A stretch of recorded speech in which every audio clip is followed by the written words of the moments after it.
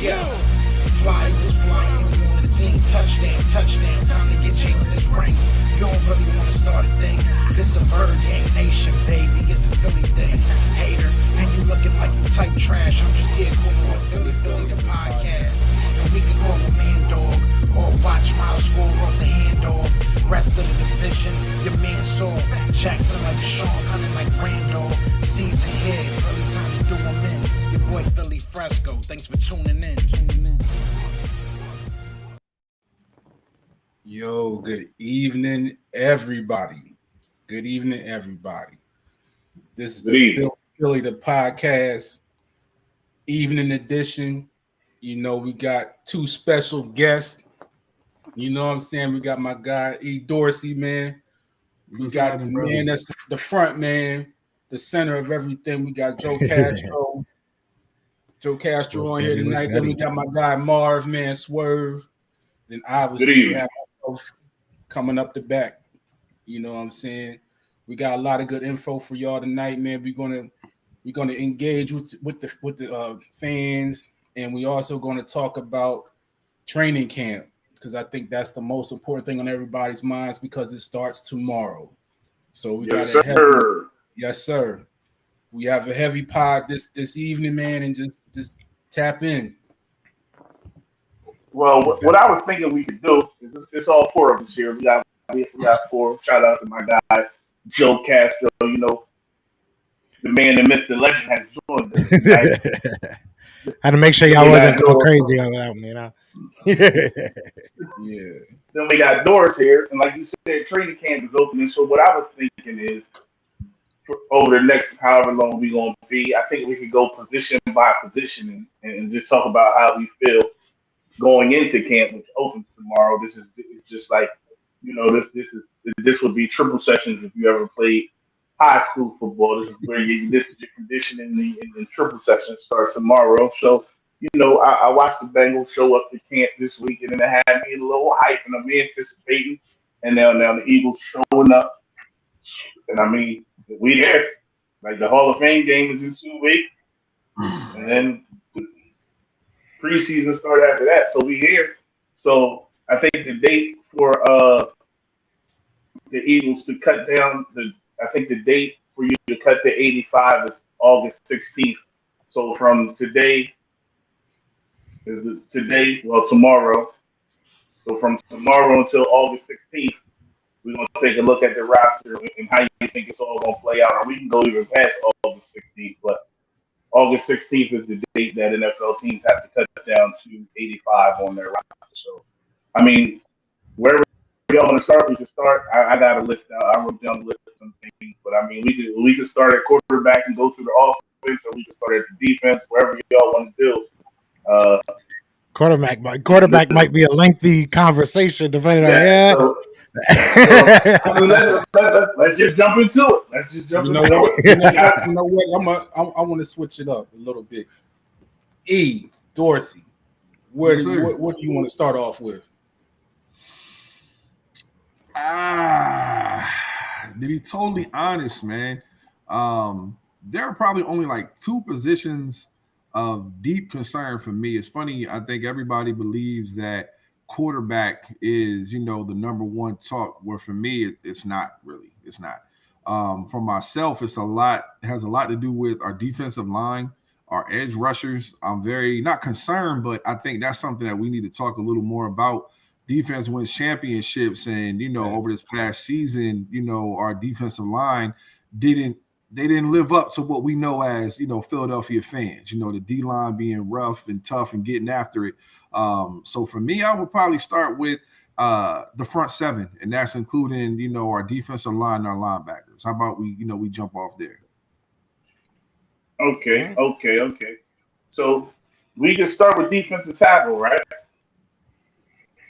So we have Fletcher Cox, Hargraves, Jordan Davis, Milton Williams look like the four that should definitely be in the mix going at this point. If we're starting tomorrow, it looks like Fletch, Hargraves, Jordan Davis, and Milton are pretty much locks to make the team. That's right, Hurts. I mean, that's right, Walt. No Hurts slander will be tolerated this evening. Not tonight. But Not tonight. No. So you have those four.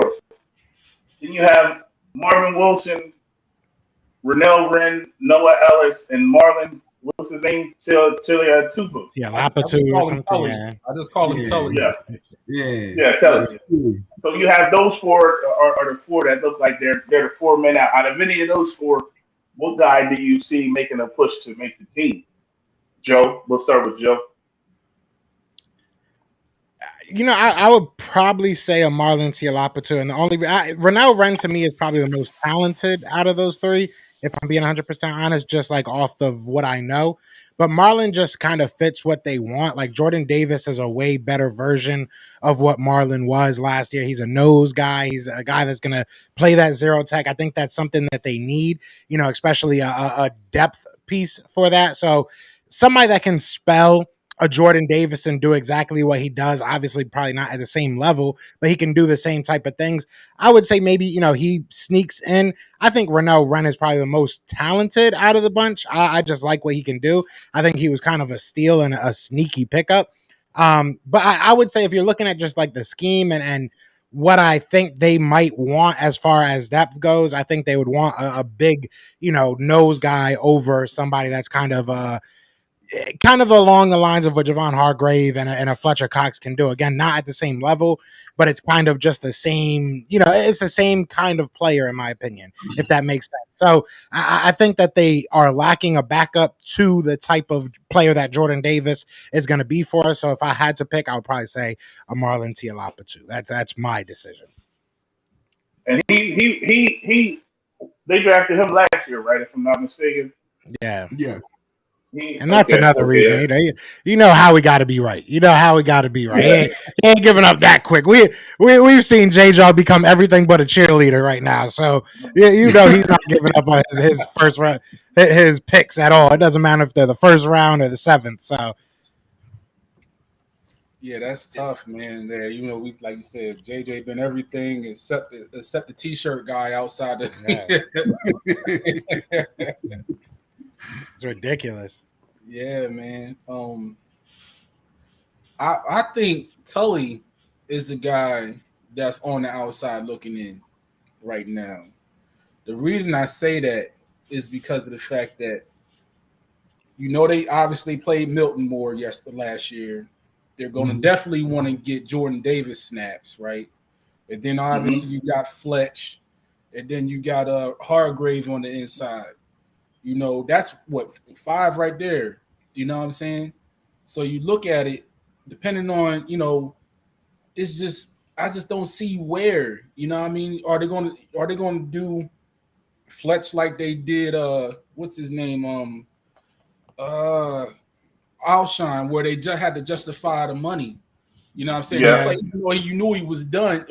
And I'm not really saying that Fletch is done. I'm just saying that they pushed that button because of the money. So will they do the same thing with Fletch, which would leave somebody out? You know what I mean? See, I don't think that Milton Williams is fighting in that same. I look at Milton Williams more of like a Brandon Graham. Like you can put him inside, you could put him outside. Like if I'm not mistaken, he was at Louisiana Tech, if I'm not mistaken, and from what I remember.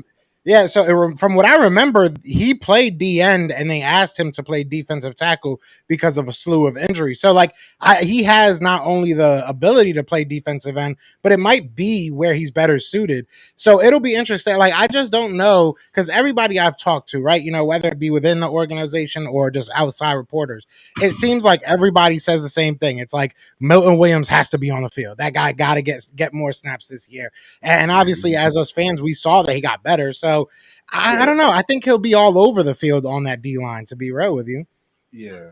So because if they carry 4 defensive tackles, then Marlon might sneak in because defensive end wise, if you're going Brandon Graham, I think he's going Brandon Graham. You have Graham, you have Sweat, you have Barnett, and then maybe Jackson and Milton Williams. If you move in Milton Williams between D end and D tackle, then you Teron Jackson is the 4th guy. And then you have Williams there bouncing between. I mean, are we going to see something similar to the NASCAR package when it comes to third and long? When you have a Brandon Graham, Josh Sweat, Barnett, and Milton Williams all rushing it faster? Depends on what that guy who I was hoping got a head coaching job does with the defense. He got toys this year, so we just gonna jump in the DN. You know, Brandon Graham's coming back. He said he's looking to play at least another 2 or 3 years. Right. It might not be with the Eagles. He Right. said that too. But we'll see what happens. Well, wait. Well, hold on, Swerve. Before you jump into the DN spot, I had it written down a little different. I got 4 D tackles for us, and that's Cox, Hargraves, Davis, and Williams. Right, those are our 4. Okay. That we all agree on that. Right. Yeah, all agree on that. I think the 5th spot is up between Tui, like you said, he was drafted. Wren, because they traded a pick, for him, and I believe, I'm not sure we traded a pick for him if we picked him up off of waivers from the Bengals. But we have Wren. Yeah, we have Wren, who kind of reminds me of like you said, he's one of the more talented guys. He kind of reminds me of a Milton Williams, but he's just a little more athletic, a little more of a freak. Yeah. But and this is just me, I like you like Wilson. You like Wilson. I like no. You I like like now. I'm Knowles all day. Marvin Wilson ain't been the same since his freshman year in Tallahassee, man. He just got fat. I thought you was gonna go with your whole team. That's all I thought. That's what I was thinking. Try to call out the bias. My Florida State love, man, is realistic. Like I told you, Brian Bunkley was a bum. Like I told you, what I mean? If you ask me about EJ Manuel, I'll be like, "Are you serious?" Like, yo, they should have not redshirted Jameis and let him play. But anywho, no, I actually like the kid Noah Ellis out of Idaho. I think he's a true nose tackle. He can, he can play a little bit of everything, and I like him over Tui just because when I seen Tui, I think what you're looking for was someone with that size and coming from where he came from. You expect to see power, explosion. He was just there. So I'm like, nah. I think he made. I agree, Eagles fan. Put him back on the practice squad. Like I'm not for him. Then when you said the DNs, you already know. I've been talking about Josh Sweat from day one, and he's still on my list of guys who are going to make an impact. And I think the difference now is we have a Hassan Reddick, who I don't know if you play him, outside, if you play him at the Sam, if you use him like use Parsons, however you want to use him, but I don't think you just line him up at defensive end and go have at it. So having a Brandon Graham, having Jackson, you can just get busy. And that's what I like, is having all those weapons you can just keep throwing at an offense. So that's where I'm at with that. Okay. I thought you was just gonna go Wilson because of the FSU. No, man, that dude is there to collect the check and be on the 4th string, Jack. Ellis kind of remind me. What's the boy we drafted from Wisconsin a few years ago? Oh, Bo Allen. Bo Allen. He just retired. But Bo played in that championship year though. Man. Yeah, he did. Yeah, he was a beast. Bo was good in Tampa too. I think he went to Tampa right after us, if I'm not mistaken. He did good there too. He was solid. Bo was solid his whole career. Shout out to Bo Allen, man. I got to get him on the channel too. He was the man. Yeah, absolutely. So I saw the quote in the chat. Eagles fan, he was asked. He said something like he didn't like Tracy Rocker. Joe, do you have any info on him? No, I've been saying for a long time. I don't like Tracy Rocker. I don't want to say I don't like Tracy Rocker. Let me rephrase that. Tracy Rocker. All right, I like to put 2 and 2 together. Right, we went from a top 3 team in sacks to a bottom 3 team in sacks. And everything was the same except you add Ryan Kerrigan. I know we lost like 1 or 2 players, but like it was basically the same thing. Obviously, losing Graham, that was big, but the only thing that we really changed getting Tracy Rocker. So until that changes, yes, I don't like Tracy Rocker right now. We'll see what happens though. I mean, I don't know if he's really I don't know how much of an impact he had last year. Obviously, it's just 1 year.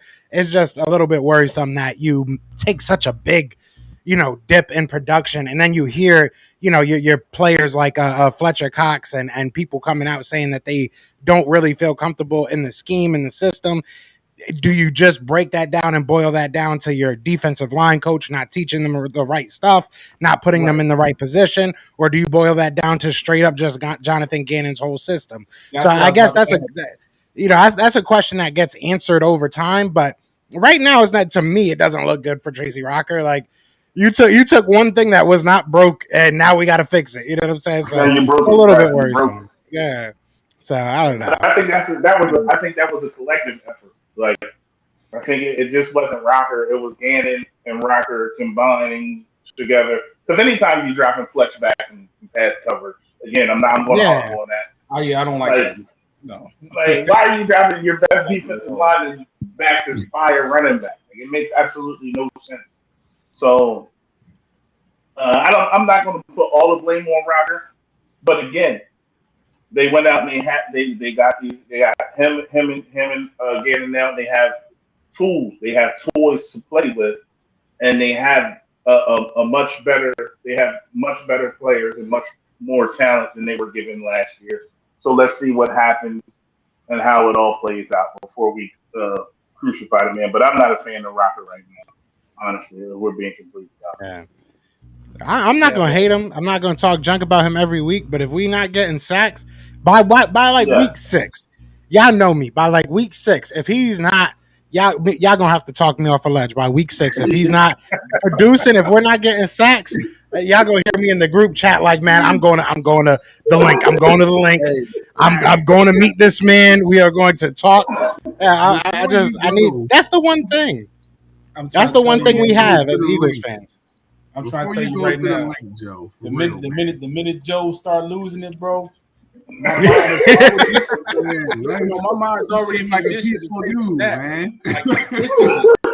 Nah, man. I've conditioned my mind every time I know Joe about to snap. I just automatically decide I'm gonna take a nap. I know he'll be done. I'll be going in. I don't care.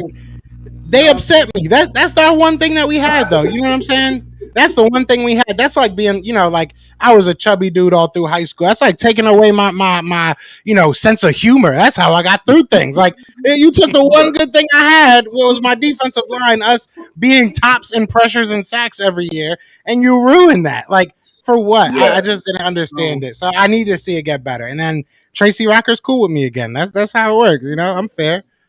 That's not going to say. Off the cuff, real quick. We have an off the cuff, not really off the cuff, but second line question. Walk wants to know: will Nakobe Dean be a factor this year?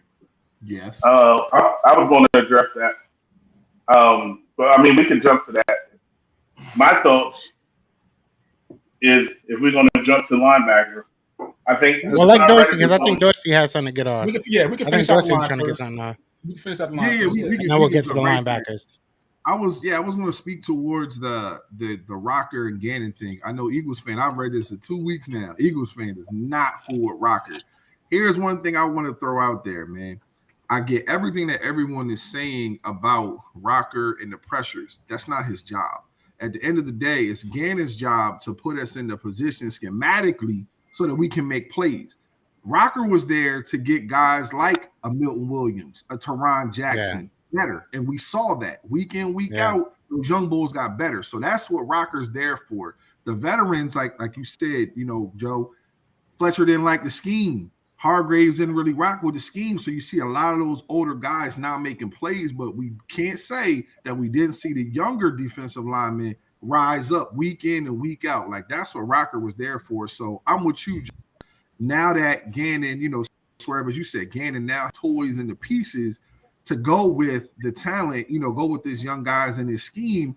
Now let's see what he can do. But Rocker, at the end of the day, was just working with these guys, working on their hand placement, fundamentals. And I think, like you said, Milt Williams has to get on the field. He got better and better every week. But I believe it's all up on Gannon. You feel me? That's what I was going to add to that. Definitely. Schematically, Go ahead. My bad. Schematically, we were horrible. Like every time we talk about schematics, I just have these flashbacks and nightmares of the Raiders and Chargers games, bro. Yeah. It was like it was just like so bad. Like I think the Chargers had the ball for like 7 minutes, and it's just like, bro, what are you doing? Like, what are you doing?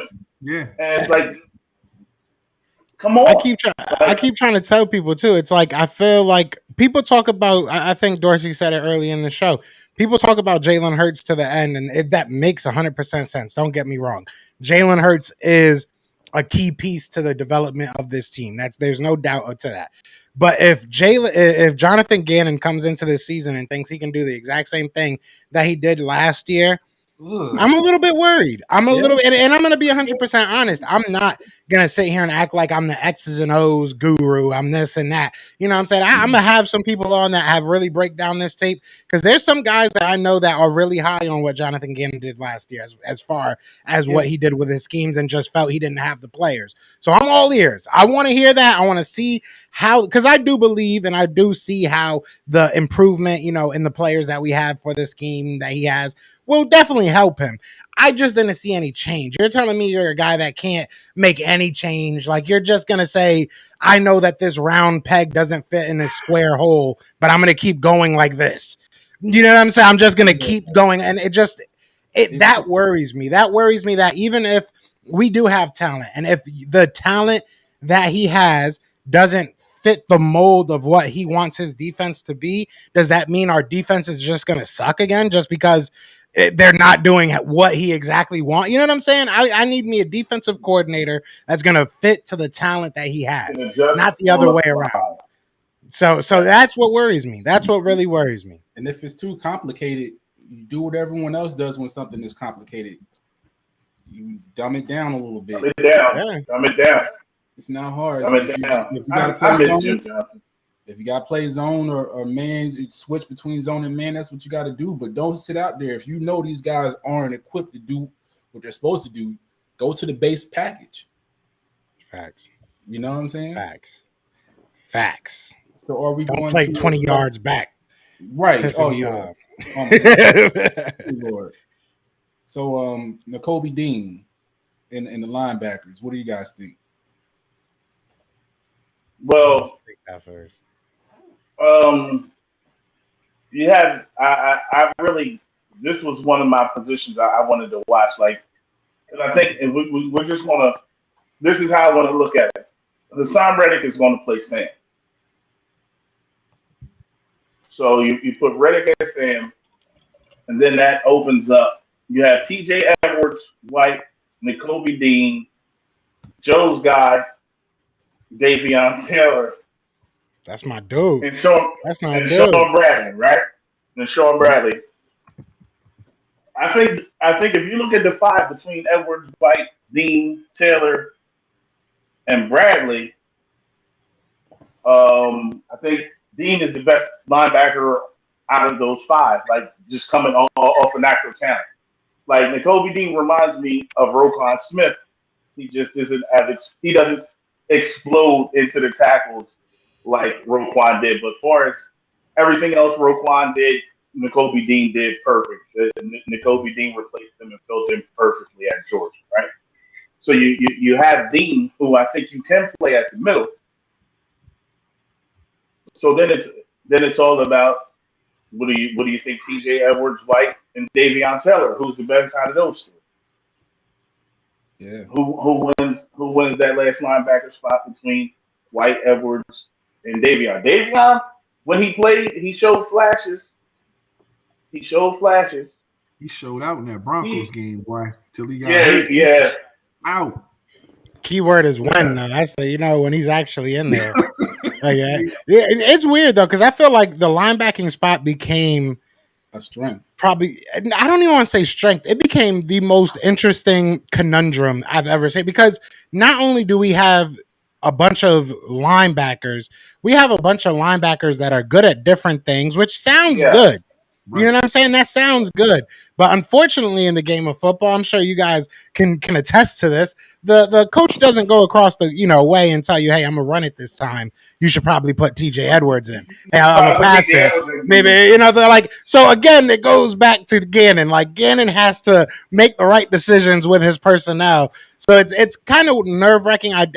I wish we just had a top guy, right? And I do feel like Nakobe Dean seems like he's going to be that guy that just kind of becomes the cream of the crop that you have to have him out on the field. But I feel like we have so many good players, for good situational football. But like, do we have a coach that's good for good situational defensive football? So I hate to keep on like harping on Jonathan. It all comes back to him, but I do love Nick Rallis. I will say that. I think that he's one of the youngest positional coaches, if not the youngest positional coach in the NFL. Kid's got it. You know what I'm saying? Like I think he's gonna be the next, defensive coordinator if my guys Jonathan Gannon's to move on. So I like what he even did last year at the linebacking position. Again, we talk about Tracy Rocker, and you saw the improvement of guys like Milton Williams. You can say the same thing about a guy like TJ Edwards, a guy like Sean Bradley, doing well in spurts. A big development from Davion Taylor, again, when he was able to play. So it's, again, another position where we saw some talent from these young guys, but now there's so many. You got a Kaiser White that's like, pass coverage specialist, apparently. But I don't know much else about him. You know what I mean? It's so many question marks. He obviously had one great year. It's like, where do all these puzzle pieces fit in? And are you going to be a team that rotates your linebackers? I don't know many teams that do that. So it's just weird. It's weird, but it's a good question to have. Last year we were fed this, story and this narrative that we were going to have all this competition. This is what competition is. This is what it's going to look like, and I'm all for it. I'm definitely all for it. I did watch some tape on Kaiser White, and that guy he can move. Yeah. And number two, he can defend a tight end. Yeah. Which, you have athletic tight ends now more than ever in the league, especially in the NFC, So you got and then moving from side to side, I think he's going to start. And that would move probably TJ. If you're looking at it just being unbiased, you're looking at, I think he's the guy that, if it's no doubt it's going to be a run, play. You may see him come out, but I think Kaiser is going to start, man. That's just my opinion. So what would I don't want to like cut off anybody, but like what would the 4 be, or what would the 3 be? Like, who would if I said to you we're going to have 3 starting linebackers, who would they be? Want me to go? Go ahead. Whoever wants to go. Yeah. Hassan, Nakobe, and it's between White and Edwards. But if White's covering, depending, like, again, the formation or the team you're playing dictates a lot. But I just think that, like Black said, he's better in coverage. He can cover the tight end. We have to see what he does against the run. If he shows he can fill up and make that tackle, he shows he can play strong against the run and he can come up in the run game and make the tackle, fill the hole and defend, then he's clearly going to start, because he's going to be better than PT. He's going to be better than TJ in pass coverage. But like I said, I think Hassan is definitely going to be the same, and then Nakobe's going to play middle. I have no doubt if he's healthy coming out of training camp, he's going to show us that he's that guy. I'm putting it out there. I really believe Nakobe Dean is that good. So the matchup is going to be between Edwards, White, and Davion. Who's going to win that third linebacker? Yeah. Going in, I would say Edwards. I would say this. I would say TJ is the favorite going into camp.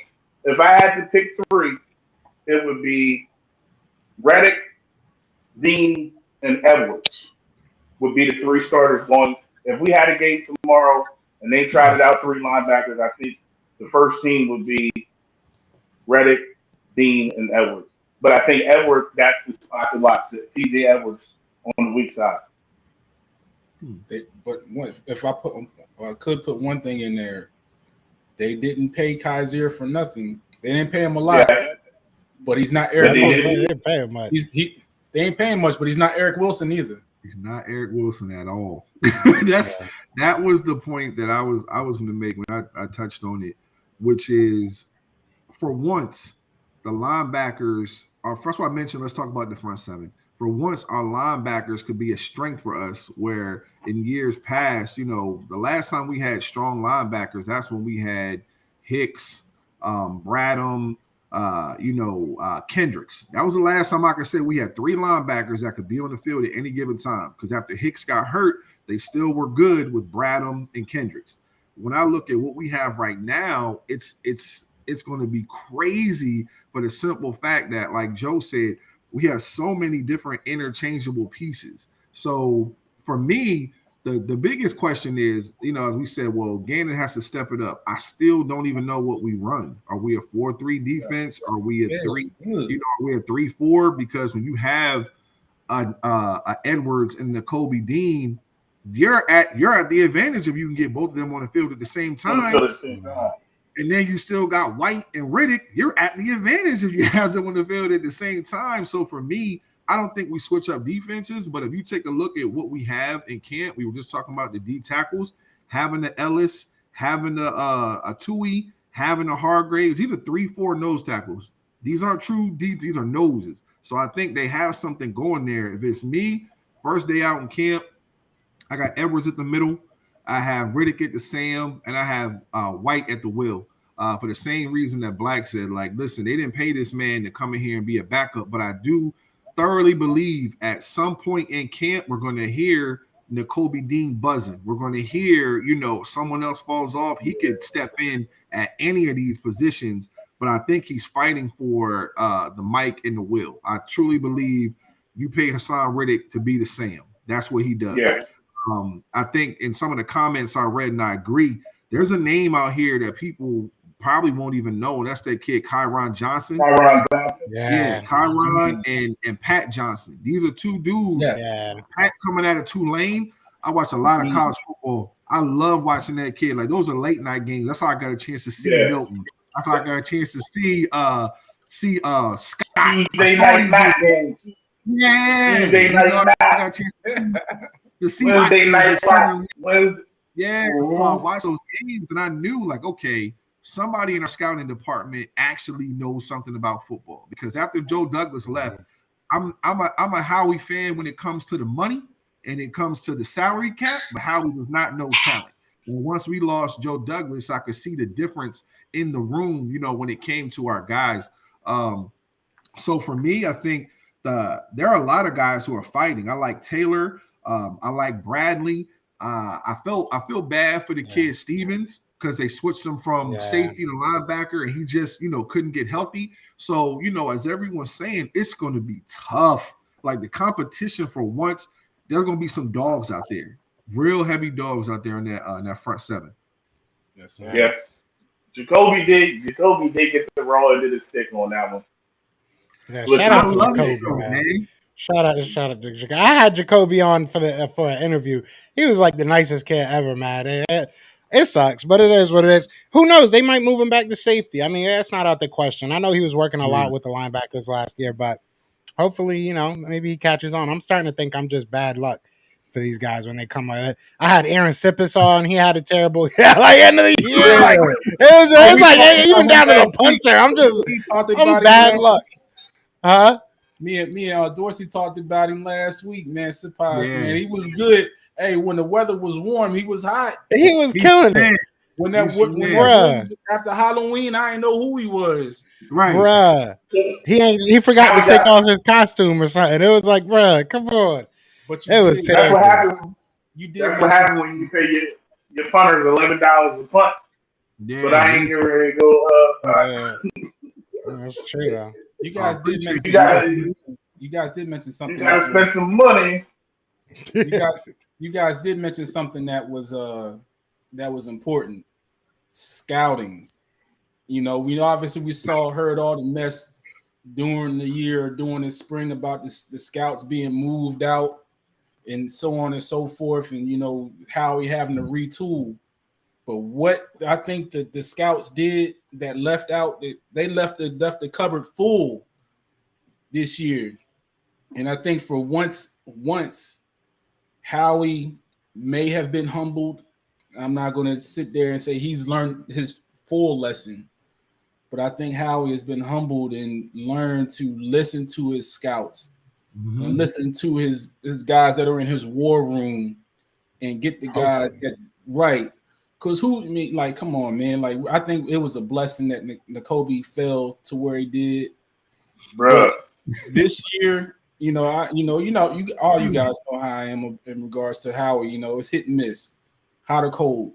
But he did his job this year, and I have to give him his flowers for that. You know what I'm saying? So I just wanted to say that. Yeah, you already know. We this draft couldn't have played out any more perfect than how it felt. Like I just went on because I'm petty at an all-time high. It's a Cowboys fan. My petty was at an all-time high. It's a Cowboys fan in one of the groups, and when the Eagles traded with the Saints, he said the Eagles are idiots. They could have took a number one receiver. They could have drafted Jordan Davis. They could have took Nakobe Dean, and they traded with the Saints. So I just went back to that post, and I said, "Look at God." Somehow the Eagles managed to get Jordan Davis, Nakobe Dean, and AJ Brown, and a number one receiver, and still have 2 first-round draft picks next year. I'll see you when the season starts. Yep, pretty much. I'm at peace. So I was so at peace. Like I was so at peace. That's one thing I don't think a lot of, because look, I think that we're all excited about this team, and I think we should be, rightfully so. There's a lot of talent on this team, but I think that Eagles fans need to realize this is not it. This is far from what I'm sure they envision as the finished product. Like all these guys that we, brought on to this team outside of obviously guys like, Jaquaski Tart and, some 1 year deals that we signed. These guys are here for the long haul. Hassan Reddick is here for the next 3 years. You got AJ Brown here for the next 4 or 5 years. You got this team locked up. You know what I'm saying? Your offensive line is pretty much signed up, outside of the rookie contracts that you still have. Your key cogs are still here. So this year is going to be a lot of fun, and it's going to be fun to see the battles. You know what I'm saying? But I don't know if this is it. I don't think this is it. I think that, this might not be the year we're looking at Super Bowl. I want a playoff win this year. But after this year, it's going to be scary. It's going to be scary, especially if we find out that Jalen is good enough. You know what I'm saying? I don't need to. And the thing, it's over. And then the thing we'll touch on. Obviously, we'll get to Hurts.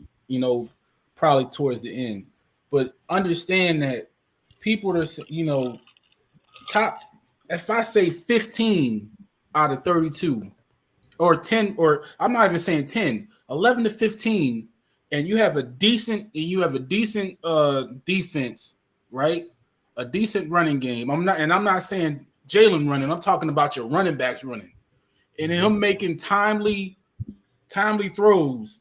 You don't need, to me, just stay in the top 50, stay anywhere between 11 and 15, bro. And I'm fine. I'm not telling you to be top 10.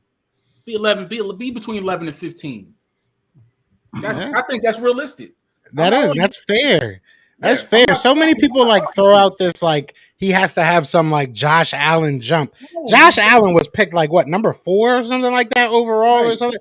Where was he? They knew what he was going to become. And I'm not saying that Jalen Hurts can't have that type of jump, but it just is ridiculous. Honestly, it sounds dumb when you make the comparison, in my opinion. No offense to anybody that's made that a comparison, but it is what it is. It's just let Jalen be Jalen. Jalen's never going to throw the ball 80 yards down the field. That's just not his game. You know what I'm saying? Let Jalen be Jalen. Let Jalen be good enough for what this team needs to be. If he becomes greater than that, that's awesome. But putting that cap on him makes no sense. We don't need that. There's been a lot of quarterbacks that have been good enough that have won Super Bowls. You know what I'm saying? We won a Super Bowl with Nick Foles. Why do we want to find a Tom Brady all of a sudden? You know what I'm saying? Let's build a team. Let's just build a team. That's all we need to do. I got something for y'all, and y'all gonna laugh at this. This time last year, if I had another bouquet of gold flowers from where we were at this time last year to this time this year, to listen to Joe talk about Hurts the way he does now, vice to where he talked about him this time last summer. Once the season starts again, don't worry, I'll be back. But even still, you gotta give him his flowers because you didn't hear this from Joe. You didn't. Shout out to Mama Hurts. I hope you're watching, man. Shout out to Mama Hurts. We She love broke you. me. We appreciate you being a fan of the show and putting Joe in his place like that because that's just awesome. She was great fighting Joe. She said, "Don't be on here talking bad about my son." That was bad. A couple times. I mean, but it's not. I don't think it's slander. And you look. Once the season starts, like I said, I'll be right back here with my chest out saying if Hurts ain't getting the job done, this is what needs to happen. I don't care. And I know people are going to hate that I do that, but y'all know that's who I am. I just need to see him get it done. And I last year did not have any, delusions of grandeur with him. I did not think that he was going to go out there and throw for 400 yards a game and be this crazy type of passer. But there was deficiencies that I felt held us back from being a better team. So if he can overcome those things, I think that this team will be very scary because we gotten better everywhere else as well. You know what I'm saying? Like if Jalen Hurts is the exact same quarterback as last year, I expect us to still make the playoffs and be a better team.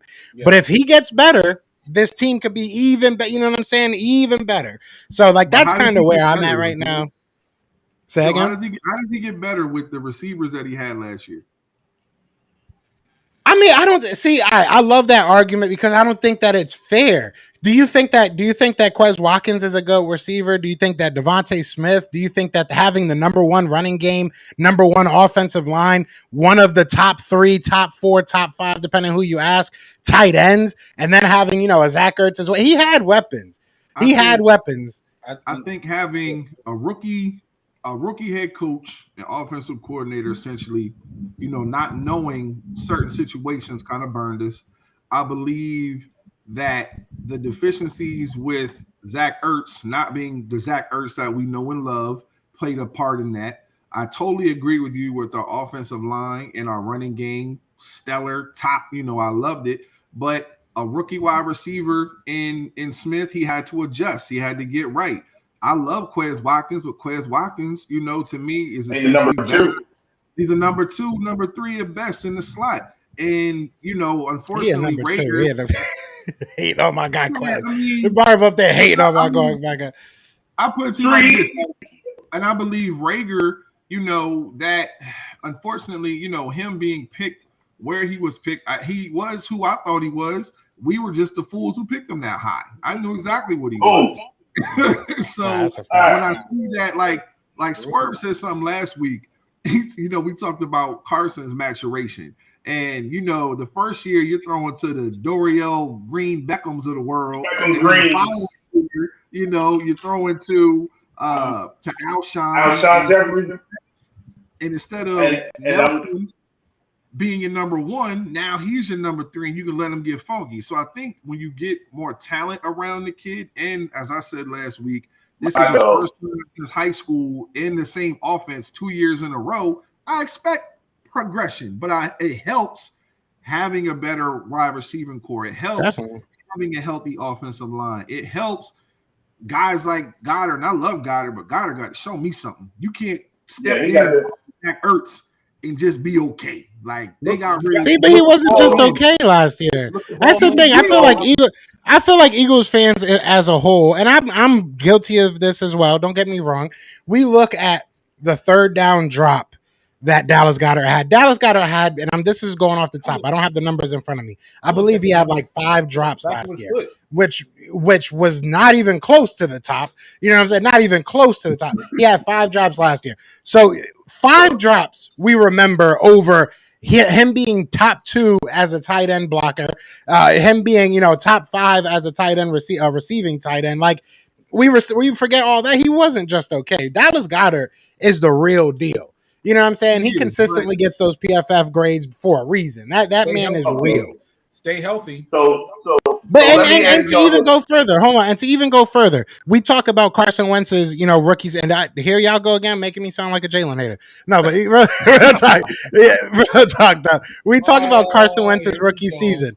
Real talk. We talk about Carson Wentz's rookie season and the lack of talent, lack of offensive line, right? Lack of offensive line, him breaking his ribs in a preseason game because our offensive line couldn't block their thoughts. So, like, let's be real here. So, then you go to Jalen Hurts. Jalen Hurts, this is probably the best. A lot of people love to say this last year that he was a rookie quarterback, right? If you want to say he's a first-year starter, rookie quarterback, whatever you want to say. This is probably the best situation that any first-year starter has come into. I really can't think of a better situation. Name a better one. As a rookie, recent history of a rookie that a second year rookie that, or whatever you want to call him, came into a team. This was a good team. I understand that the coaches weren't that great, but I don't know. I think that this was not a terrible situation as people are trying to make it out to be. So let's go back to something you said, Josh Allen. What was the difference between Josh Allen's first year and his jump? They went and got him Stephon Diggs. They went and added Stephon Diggs to the mix, and Josh Allen became really, really, really good, right? So then we said Carson looked like a regular guy. Then you went and got him Alshon Jeffrey. He ain't look like a regular guy, though. Carson did not look like a regular guy. Well, Carson his rookie year did not look regular. The number two. That's what I'm saying, though. But see, this is what I'm saying. I'm not saying that Jalen Hurts was trash last year. I'm definitely not saying he's trash. I'm not saying that I have no hope for him. But I just don't think. I don't think that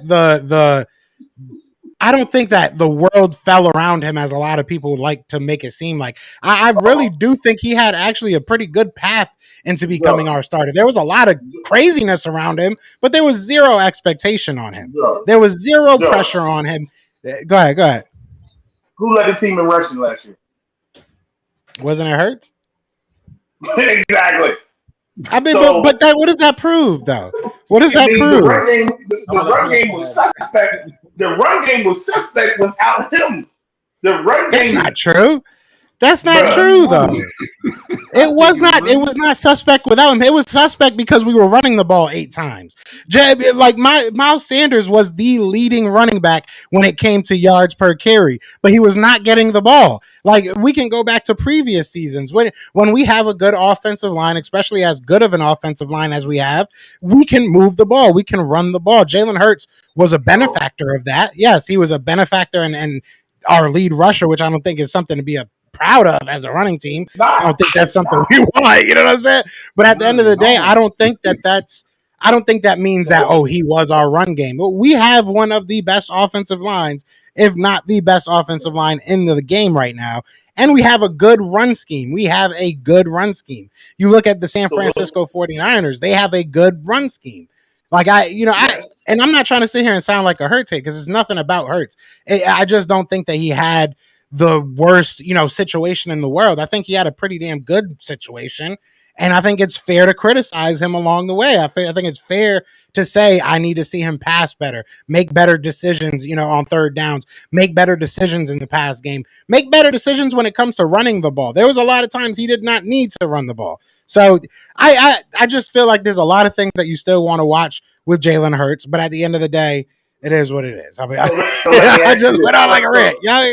So back to my question. We watched Josh Allen make this jump when he got Diggs, right?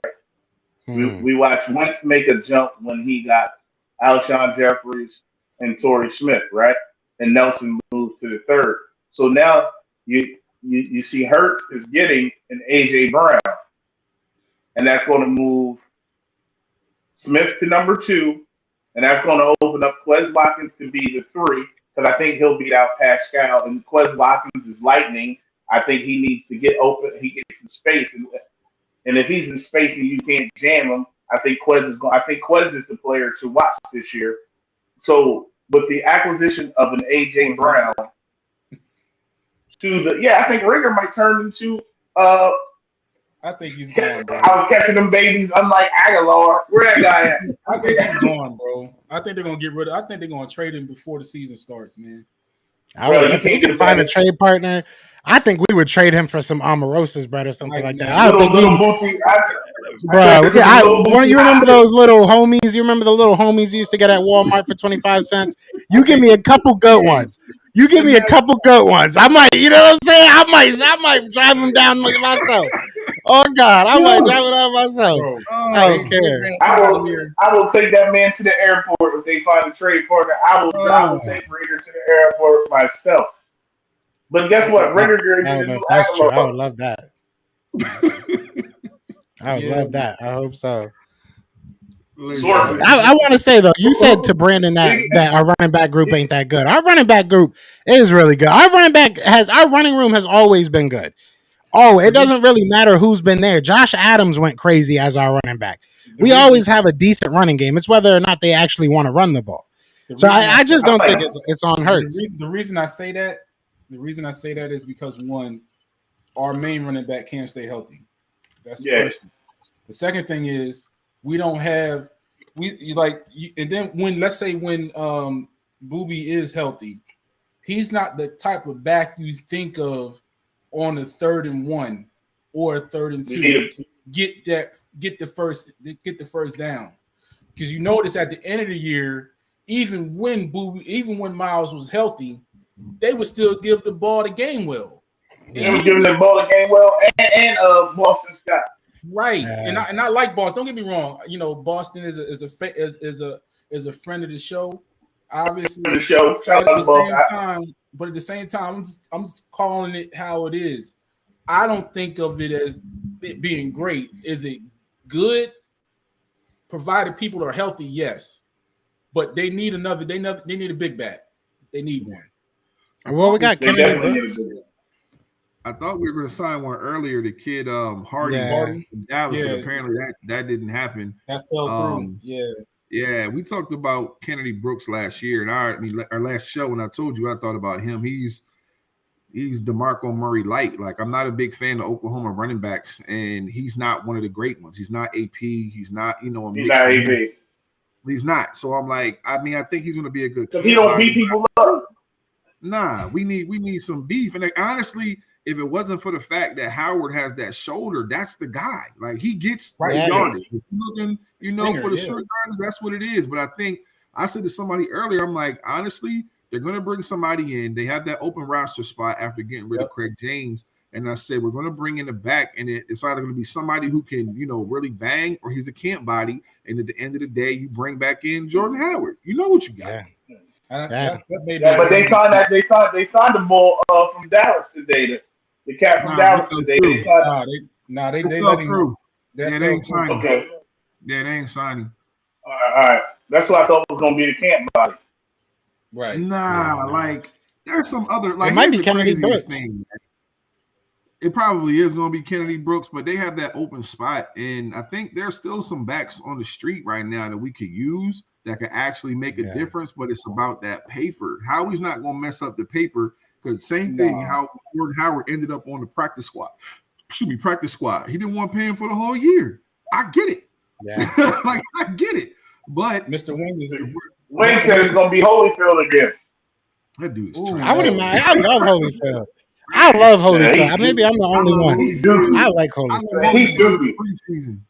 I love Holyfield preseason. He was a dog in Georgia, though. They just didn't give him the ball. They just ain't give him the ball, man. Who was he going to get the ball over? No, it's fact. Don't get me wrong. You ain't wrong. Don't get me wrong. But I liked him. I liked him a lot. Yeah, we'll see. I mean, I think that this running back room is fine. I think I could run back there and average a good 3 a clip if I'm being real. Like, this offensive line's ridiculous. Just throw anybody back there at this point. Like, Marv, I got a couple extra helmets. You want to suit up? Yeah, you want to go out there? 3rd and short, just ball forward. That's all we need. Just ball forward. I got one cut and explode. I got one cut and explode. Just one. I ain't jump cutting and making nobody miss. So it's either gonna be a tackle for long. One cut and lower the shoulder, bro. One cut and lower the shoulder. All right, fellas. Yeah, Hey, Mr. Winger. Hey, I need my boy Dorsey. Hey, Dorsey, we gonna go back to '88, baby. We can go back. all right, fellas. Hey, all right. So next one, man. Corners. We're gonna lump them together. Corners and safeties. Where are y'all at? I love both rooms, man. I think this is the players I want to watch. This is a make or break year for Mr. Wallace, safety wise. We got to figure out what he does, like, because I still don't know. he has all the. Yeah, I know. We don't know if he's Ken Chancellor. We don't know if if he can play that rover position. We don't know what he brings to the table. He has all the tools. He has all the physical attributes to change the game, to be a game changer. I think it's up to Gannon to figure out what he does best and how he can contribute to this team.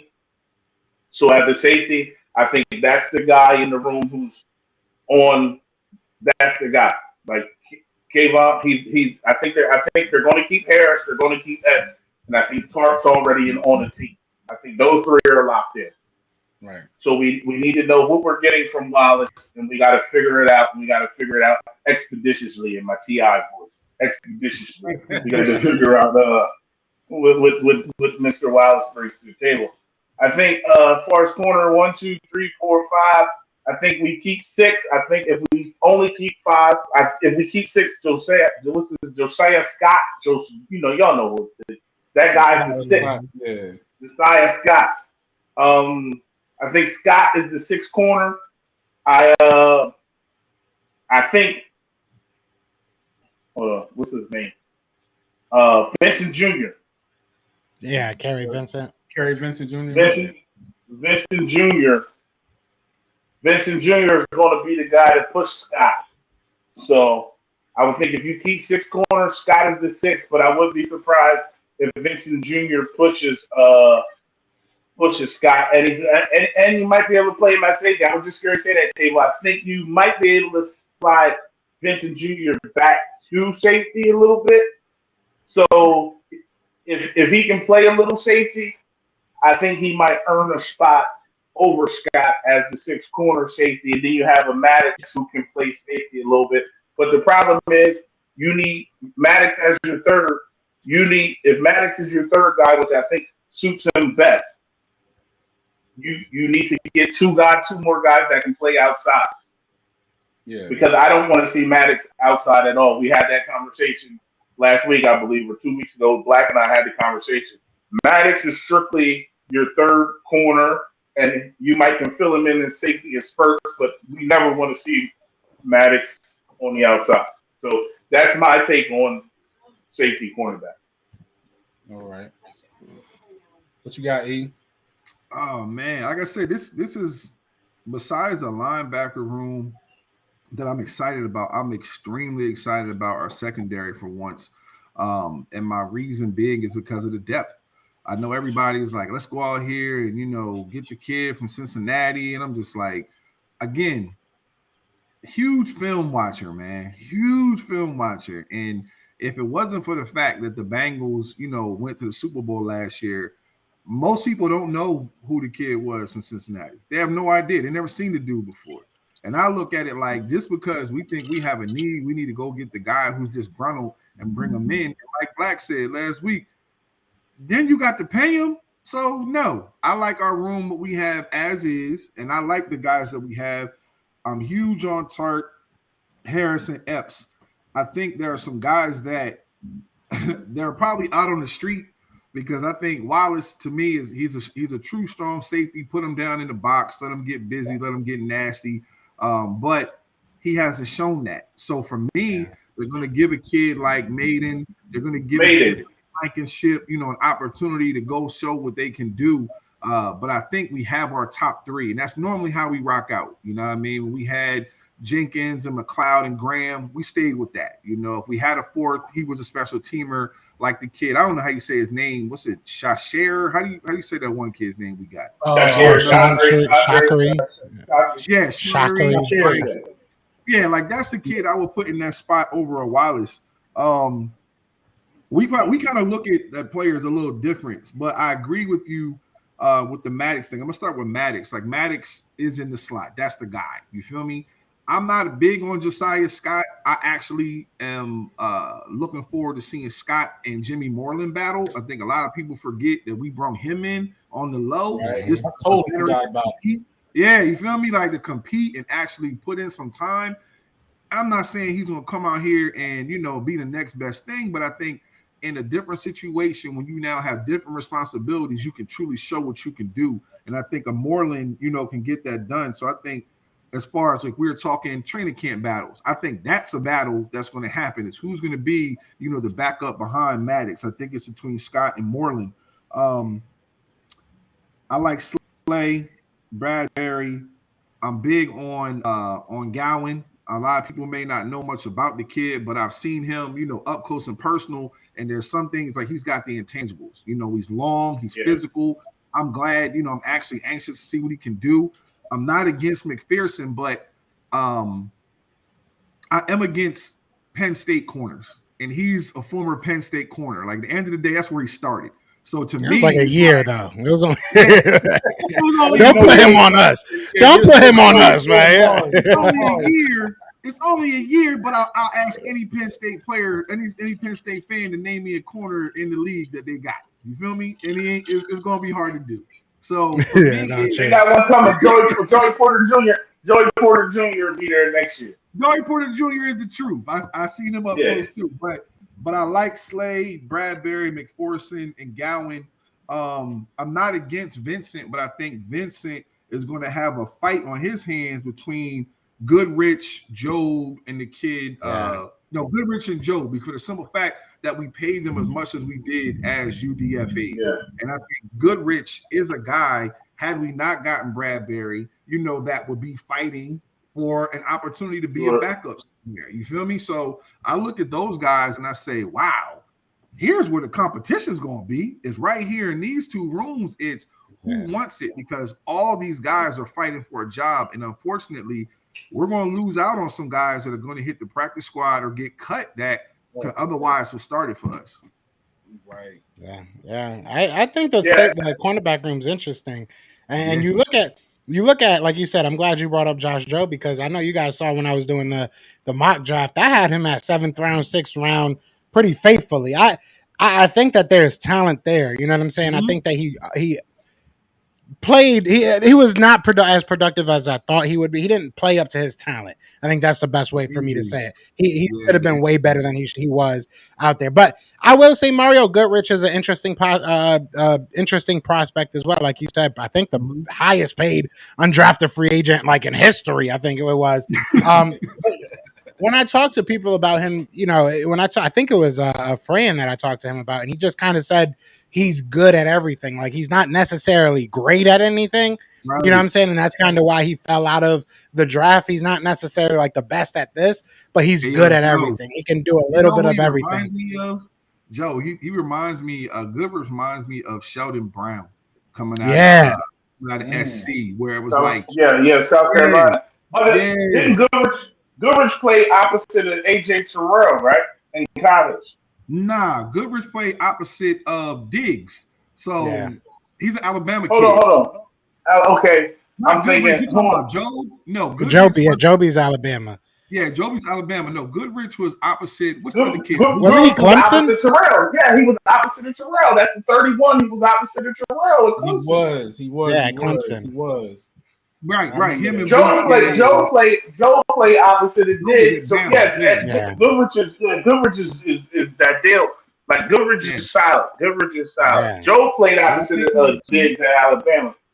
He is as my man Jay Ramsey says, them Alabama boys play out of phase. So he's gonna make plays, but at the end of the day, they also give up a lot of plays as well. They give up a lot of plays. So I think at the end of the day, if we can get Job to play to his strength, which is his size and physicality, I think we got a winner there, man. Because if we're bringing that pressure with that front seven, I don't care who's back there. You feel me? Like, anybody could be back there. We're going to get the pressure up front. So I think these guys coming off the bench are definitely going to help us out, man. Yeah. I like Maven too, but like you said, maybe it's another Alabama kid. He's a technician. Yeah, like I watched him. He's a hitter. He's a hitter. I love it. I love it. He little. But Reed Blankenship too. Reed Blankenship, I think, is like 5'10", like standing on the phone book. But that boy got some hits on his record. You watch some of his thing, he got some hits on that bit. He's fun to watch. So we made out this year in undrafted free agency, in my opinion. Absolutely. We made out. Absolutely, yes, man. We still got that other linebacker, man. What's his name? Fayed or Fayed? He's another kid that's gonna, open some eyes at that outside linebacker spot, man. We got some guy. I told somebody earlier today. I said, I don't think anyone in the NFL did bad in the draft as far as talent, because there was so much talent to be had thanks to COVID and the transfer portal. There were a ton of talent. So you may not have drafted somebody where they should have been position wise, but there was so much talent that they kind of made up for it, on the back end with the undrafted free agents. So I look forward to seeing what we can do, because now we have an abundance of riches, where before, we're drafting guys that, they may be talented, but I'm not playing them. I'm not putting them on the field. Yeah. Like, practice squad, here you come. They need to just make our practice squad like part of the USFL or something, because I would love to see our practice squad go out there. But I think our practice squad would bust some tail, if I'm being 100% honest. I think they should play like Wednesday night practice squad games. Exactly. Like high school football. You know what I'm saying? Go out there Friday night. JV. For real. Yeah, because we always got $1 million player on our freaking practice squad. It feels like we had Paul Turner, was it for a while? Was the guy for us? Raheem Mostert stood on our freaking practice squad for a grip. Rasheed Bailey. There was a couple, bro. We had a couple like actual dogs on our practice squad, and never played them. Never played them. Never played them, man.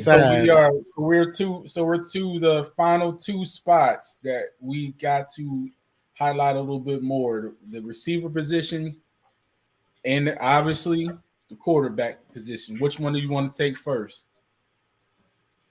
I'll make it short and simple. Well, for the quarterback, because we already kind of talked about this. So I'm going to make it simple. I'm not going to make this a long, drawn-out thing. I'm not going to do what everybody thinks I'm going to do and go crazy. Look, Jalen Hurts is not the main focus for me this season, right? But he is going to be a focus. If he wants his bread, he better go out there and ball out. But this whole team got to go out there and ball out. If I've said this before, I'll say it again. If Jalen Hurts is the exact same quarterback as last year, I expect this team to still get better. You know what I'm saying? I base a lot of my predictions off of that. I still see this as a 12-win team, even if Jalen Hurts is the exact. We were 12th in scoring last year.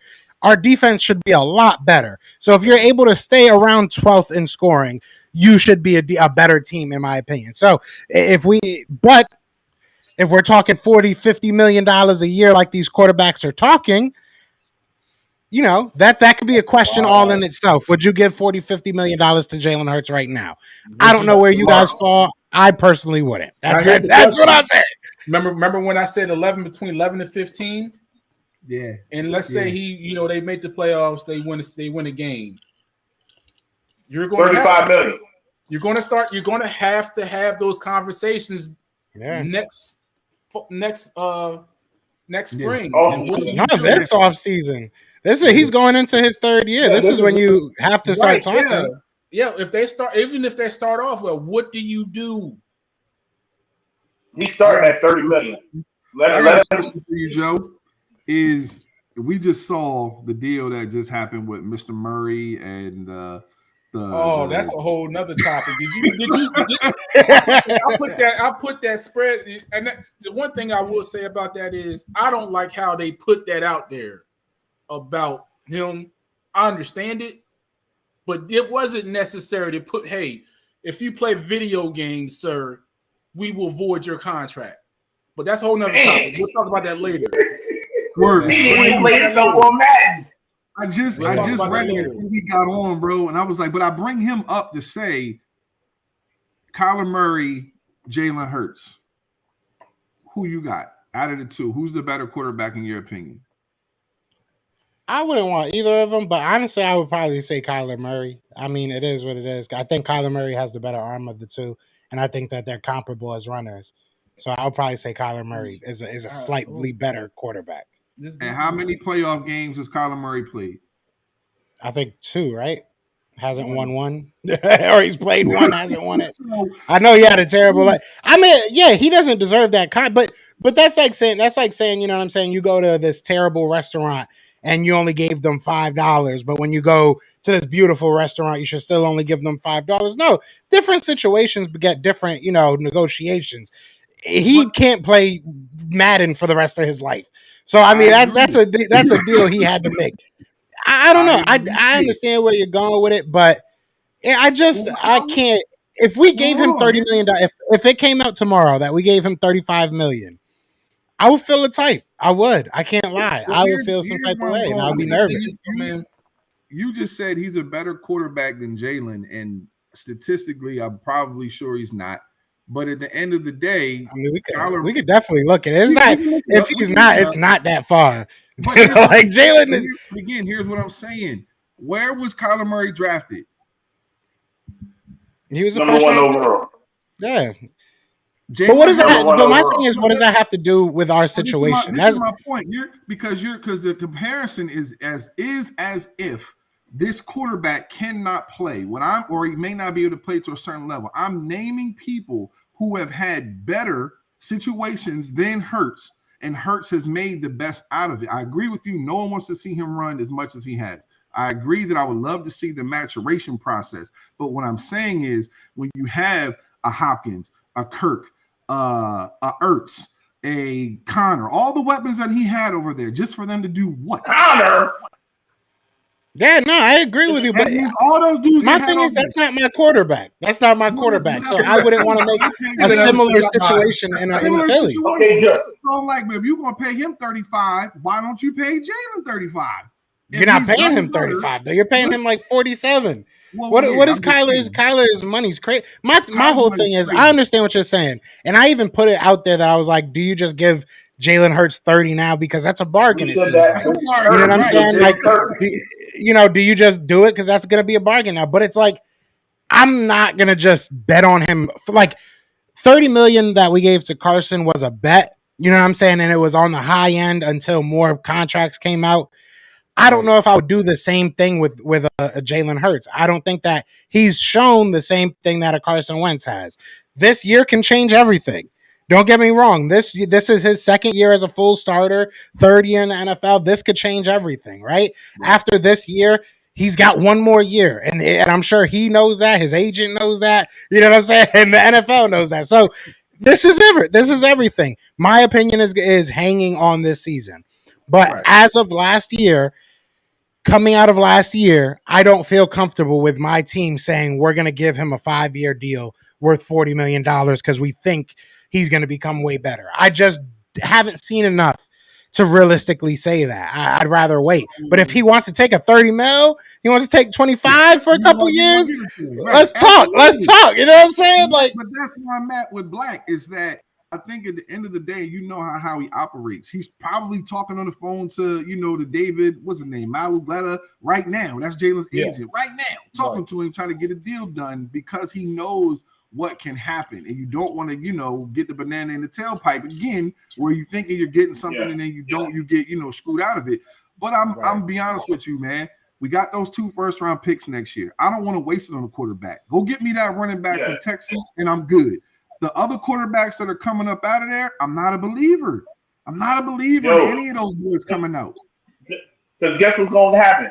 If Hurts go out there and act real weak this year, the Texans going to open up the bank, and he's going to go right back home. He'll go right home and show out. He's going to go right home and show out. Got to get him in a chance. Got to get him in a chance. And then you definitely got to give him a chance. But my thing, too, is if you're going into the playoffs, into the draft, and saying one of these top guys is a sideways step and possibly a higher ceiling, that might be worth more than $40 million. You know what I'm saying? That might be worth more than saying, let's just give Jalen Hurts $40 million. You know what I'm saying? And it's the pessimist in me. I'm not going to sit here and lie. Don't get me wrong. It is definitely the pessimist and waiting for things to crumble. But I hope that he proves me wrong. I think that if he proves me wrong, I'm not going to be mad. Trust me. This is Philly. You know what I'm saying? This ain't, ain't nothing else but, I want to see my Eagles do well, but I got to be honest. Thank you, Mr. Wing. Yeah, it's cool. Yeah. Jalen Hurts gonna ball out. We gonna end up with Mitchell Trubisky in 2 years because he gonna say, "I'm leaving Philly because Joe on Philly the podcast." Hey, I got a question for y'all though, man. Like, how come when I know I'm really starting to notice this a lot lately. Right, and then me and Joe had, we talked about it just a little bit in the chat. And we've probably heard it a couple times before. We always talk about the physical attributes. We always talk about the skills, what they can do with their feet, scanning the field, making the proper throws, and all of these other things, right, that are attributed to their physical skills or their athletic, being an athlete or throwing the ball. How come we never how come we never talk about the mental aspect of it when it comes to these young quarterbacks? Why is that? Because they're sensitive. Depends on who. It depends on what quarterback you're talking about. Just think about it. Like we talked about it. Me and Joe talked about it just for a little bit. They literally put the clause in that man's contract about video games. You know what I'm saying? I mean, they should have did that. They made it seem. You understand what this is saying? Yeah. You have to watch 4 hours of film daily, per week, from preseason to whenever your season ends, for the length of that contract. And if you are in breach of that contract or in breach of that stipulation, they will void your contract. See, I want to know how they're going to actually monitor that. Because if it's like an app, maybe he could just have running in his, the back. We've all had to do training videos and never really watched them. You know what I mean? Like, it's like that kind of thing. My thing is though, you're an employee. No, yeah, exactly. You know what I'm saying? But you're an employee. You're an employee of a company. Like, that is wild. I mean, it is what it is. If they gave me $35 million, I would watch 4 hours of Barney a day. If that's what you want. If you give me $45 million, I'm down. Let's go. But that's what I gotta watch. It has to be in the facility, which means they are monitoring it. Blame Jamarcus Russell. It's definitely weird. It's definitely weird. Look, but it's funny. See what I'm saying? They're monitoring it, and they're monitoring it in the. It has to be. It said it. It has to be in the facility where it can be monitored, which means they're going to be looking at him with sound and video. So you have no choice but to look. That is not normal. I don't care I don't care what profession it is. That's not normal. No, it's not. I agree. But here's what I was going to say to that. And it's funny, Swerve, you mentioned the Jamarcus Russell thing. Him coming out on the pivot and making those statements. Yeah, him coming out on the pivot, making those statements kind of hurt, younger quarterbacks. And of course, yes, we'll say younger black quarterbacks. Because I was just watching something earlier today when Michael Vick was sitting down, when he was an Eagle, sitting down talking with Jim Mora. And he pretty much said to Jim, Jim, back then, I was above the law, man. I didn't watch no film. He said, so if I put $1 million in one of those DVDs, he said, it'd still be there to this day. I didn't watch it. So, but my whole point in saying that, it's coaching. Ain't nobody afraid of Jim Mora. Just like Kyler Murray's not afraid of Kingsbury. It has everything to do with coaching because Michael Vick was incarcerated, so he came out a whole different man. But when you have an Andy Reid, you don't hear nobody putting that in Patrick Mahomes' clause because Patrick Mahomes is taking care of his business because of the people who are around him, working with him. Yeah. And I'm going to bring up Jalen for the simple fact that accountability. Exactly. We brung in Johnson as his quarterback coach for one reason only, the familiarity with him, and he's a brother. I can hold you accountable for certain things. Kyler Murray's over there in Arizona just getting wild, just doing whatever he wants to do. You feel me? It's still college for him. Exactly. He having big It's still fun. college from him. You know what I mean? So and you saw all the wild stuff about him. That man was throwing temper tantrums in the fall, or not in the fall, but in the spring, over nothing. I mean, I don't think it's necessarily normal. He got a little man complex. It's one of those things though. Like I honestly, I don't want to say I commend them, but I respect it, man. Like if you have to get, if it says more about Kyler Murray that you're sitting there and accepting that clause, that says to me that you're saying, okay, yeah, I got to step it up and be a little bit more, I got to get back in the film room. That says to me that you agree with them. If you didn't agree with them, you wouldn't accept it. Because I'm pretty damn sure that if Kyler Murray wanted to sign with another team, there would be a bunch of teams calling for him. So, if it came down to it, maybe not still having his college coach and everything, and not the same situation, but there's no shortage of jobs in the NFL for quarterback. So he could have got another job. To me, this kind of just says that he agrees with it. Kudos to Arizona Cardinals for putting that clause. Right. Players in general getting their money at a certain extent. I don't want you becoming Albert Hainsworth, right? I don't want you laying down after you get, $100 million on plays. So if this is what they got to do, this is what they got to do. It sucks and it's not normal and it is weird, but Kyler, maybe you shouldn't have played so much damn Madden and maybe you wouldn't have got that clause. Like you agreed to it. Right. Wasn't it Reed Sinnett? Who was it that we got? Lewis, who was it, the quarterback we got that he said he learned how to play football from Madden? It was like, I know who you're talking about. I just can't remember his name on the top of my head. It was like Lewis Perez or something like that. Oh, right. The AFL guy. Yeah. A little bit. Man, I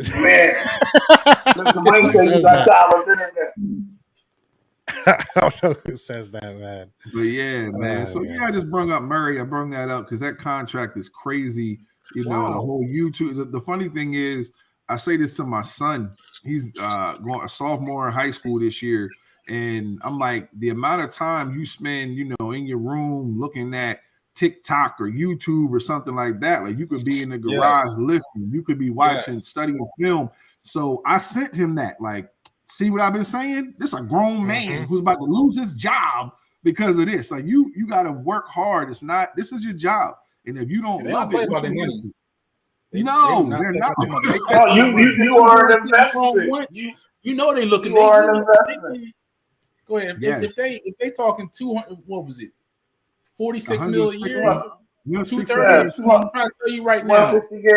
If they catch that man, if they catch that man playing what's it called? Spades on his cell phone. Candy Crush. He ain't on him. He gonna be Call of Duty. He burned through every Xbox, PS5 out of his house. And I will say, for any fan that's like, oh, that's not fair, the owners are just slaving these guys. Think about it as a fantasy player, right? Just imagine Kyler Murray didn't play well, and then the next day you hear it's because he was playing Madden all night. You're going to be pissed as a fantasy owner. So imagine you're investing millions upon millions of dollars into this player. We're mad we're losing out on maybe $500 at the end of the season. You know what I'm saying? Like put it in perspective. These are, like you said, these are investments for these owners. So it is what it is. I mean, he shouldn't have, I hope that he at least doesn't lose his money. Like if he loses his contract because of that clause, then this is going to be very interesting. It's going to be very interesting. Bro, that man, they put a whole conference. Look, he can't play nothing. Like he can't even get on a golf simulator. Like he can't even get Rita's water ice and be looking at. He about to have that Kevin Durant burner phone because he dang sure. Playing Fortnite mobile. Last but not least, the receivers. Yeah, we got 7 minutes. We have been on here an hour and a half. Look. Well, wait, I got a quick question. So basically, it's Hurts. And then it's no brainer that it's going to be Gardner and then Strong. Okay. Either Strong or Reed Sinnett. Unless an injury happens somewhere else.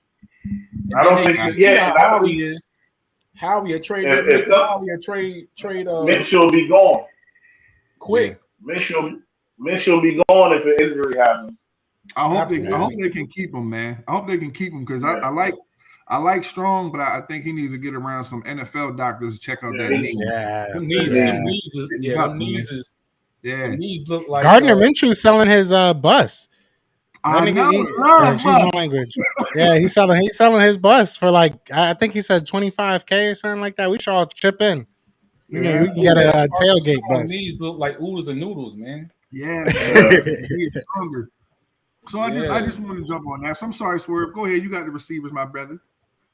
No. It's definitely it's gonna be Hurts, Minshew, and Strong, I believe. But like you said, barring any injuries. But if an injury occurs other places, I think that Minshew is definitely available. Minshew is definitely available for the right compensation. So we're gonna love tight ends and receivers together. So here I got AJ Brown, Smith, Quez Watkins, Pascal, Rager as the 5, right? Rager, listen. Rager's 5. I don't count him. Rager's 5. I don't know that person. Now, listen. Here's the key. We gonna keep 6 though. Oh, you know we keep him Rager. Like I'm so sorry to break it to y'all. Unless he get traded, he gonna be on the roster. Wait, who are you? So you keep Rager. Yeah, who are you keeping him over? AJ Brown 1. Okay. Devontae Smith 2. Quez Watkins 3. Pascal 4. Okay. Rager 5. Okay. Now, number 6. If we keep 6, right? Mm-hmm. Is it going to be Greg Ward, Hightower, or the kid Kobe? Because I believe Allen right now is better than Rieger. Yeah, but Rieger's the number 1 pick, and Howie's never wrong. We can't get rid of Howie, but we gotta get rid of Rieger. If we get Britton Covey, I'll say this: he signed to a 3-year deal, if I'm not mistaken. And then he's not gonna make it. Devin Allen ain't making this roster. Shout out to Devin Allen. I think that was just him trying to I think that was like Howie being like, this is gonna be some dope publicity this offseason because he knows he's gonna be in all those races. I don't think he's gonna make the roster. We'll see. I could be wrong about that, but I think Britton Covey has a shot. I think because he's a return man as well. Yeah. Kobe can help in the return game as well. That's what I'm saying. Kobe, if you keep 6, he's definitely making the team. If you keep 6, Kobe's definitely making the team because he's going to be the return guy as well. Now the battle was Rager versus Ward. I think at that point it's really who Hurts has the most faith in chemistry with at that point. Who does he trust the most, man? Because that's what it's going to come down to. I like Ward. Yeah, I mean, I like Ward. If we're talking about right now, I like Ward. If we're talking about like how they'll look at it, they're probably gonna like Rager because like you said, he is a 1st-round guy. He's still young. We got like a good 3rd year pop out of Nelson Aguilar. They're gonna find every little piece of evidence that might suggest he might have a good year, and they're gonna keep him. So it's unfortunate, but. So we keep 6, bro. So you guys keeping 6 receivers and how many tight ends? I would keep 5 wide receivers. I would personally keep 5 receivers, and I would keep an extra 3rd tight end. Yeah, I either keep 6 and 3 or 6 and 2. But I think even you got Stoll and Goddard, and then how do you pronounce Grant's last name? Calcaterra. Yeah. Calcaterra. I think Calcaterra is good. And then you got he's the 3rd. And then if Calcaterra can stay healthy, he could get some PT. I think Rieger's gone, man. I just don't see him being on the roster week 1. But you also in tight end, you can also put Tyree on the pup. Tyree Jackson on the pup still. Yeah, he on the pup. Yeah, they're gonna put him on the pup for sure. So let me ask you a question. You have got it, right? Mm-hmm. And you believe Stoll is your guy. And Cal Katera, it seems like a really good guy.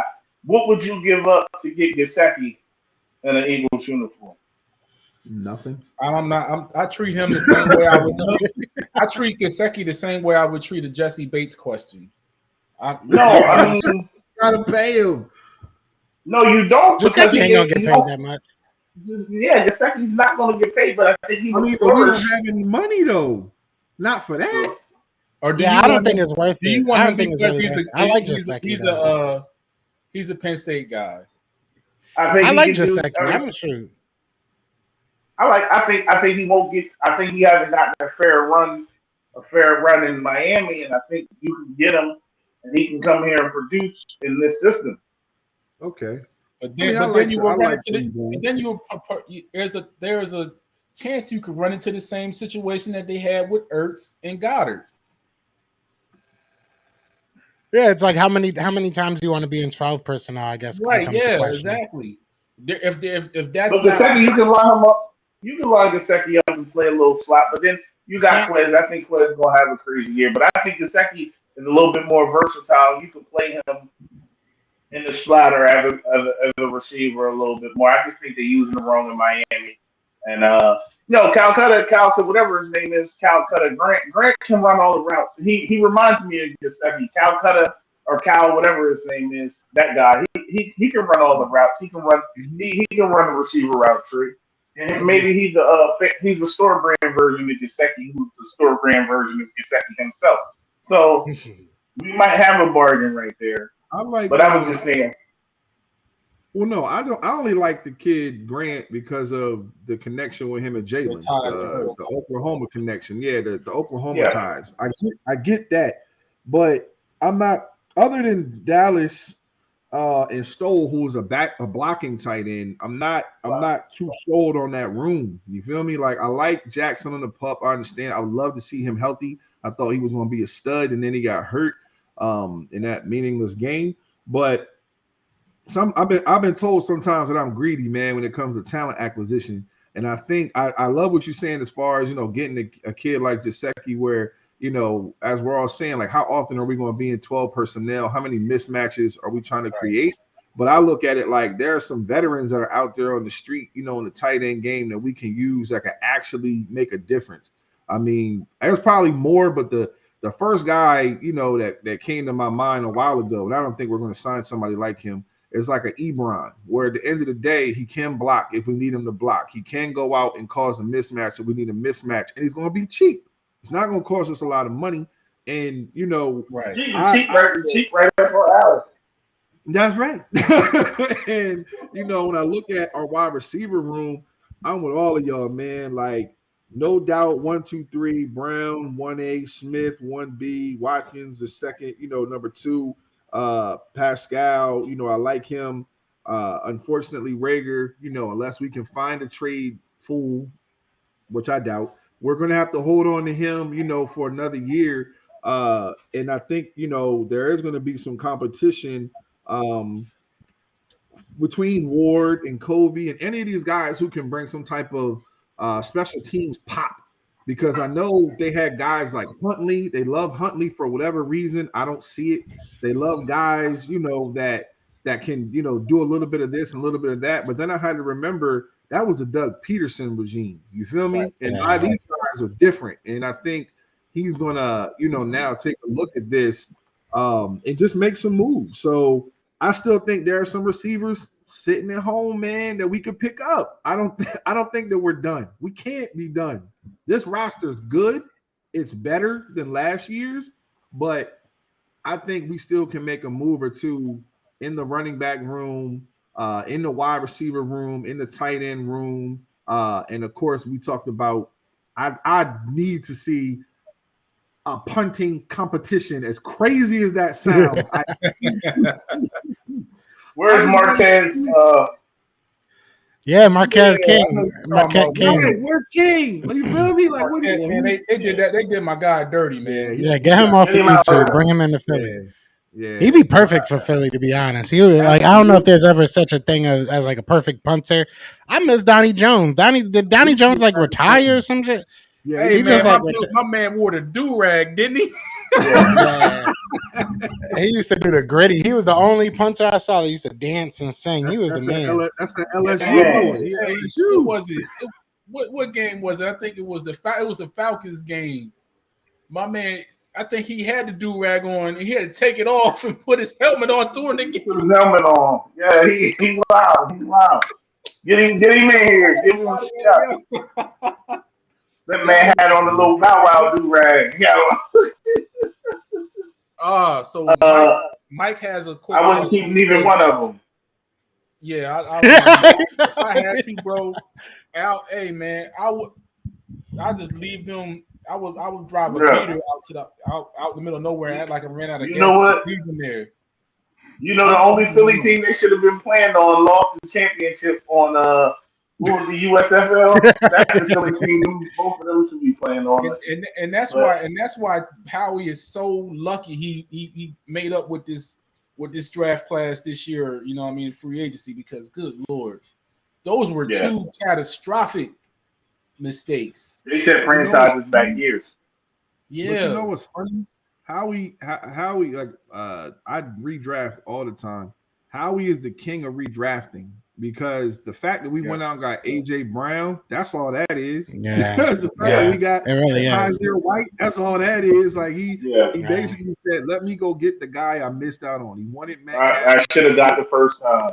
Right. So now instead of getting J-Jaw, he should have got an AJ or a Metcalf. Did he learn his lesson though? Did he learn his lesson? I mean, he got Devontae. Yeah, right, exactly. I was gonna say yes because he got Devontae. We went out here and got Jordan Davis, and he got the Kobe. Yeah.